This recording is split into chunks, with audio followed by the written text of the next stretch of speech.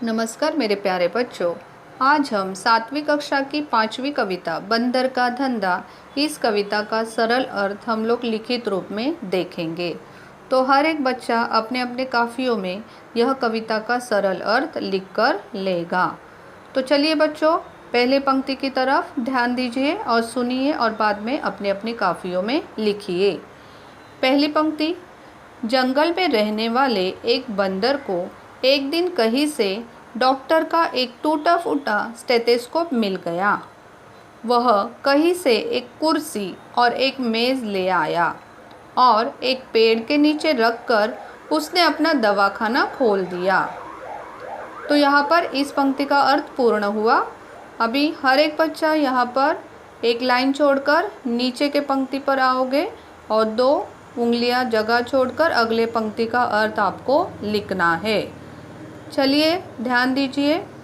सबसे पहले एक भालू आया और बोला कि मुझे खांसी और ज़ुकाम है।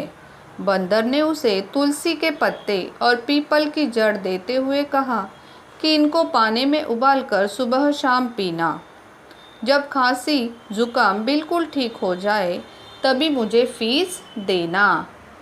तो अगली पंक्ति बच्चों, फिर से एक लाइन छोड़ोगे, 2 उंगलियां जगह और अपने नई पंक्ति का अर्थ लिखोगे। एक बिल्ली आई और कहने लगी कि मुझे 104 बुखार है। मेरा बुखार जल्दी ठीक करो जिससे कि मैं शिकार पर जा सकूं। बंदर ने कहा, तुम दिन में 3 बार गिलोय का रस पीना।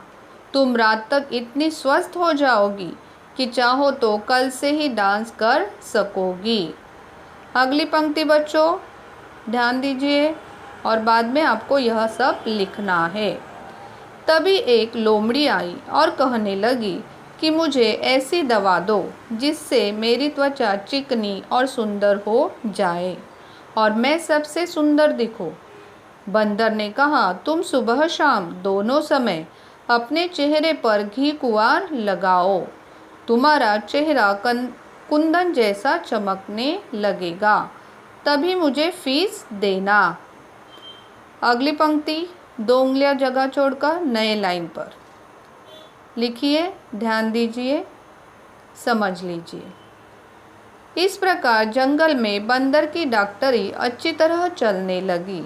वह नित्य जंगल से अच्छी अच्छी जड़ी बूटियां लेकर आता और खूब मौज मनाता। धन्यवाद बच्चों।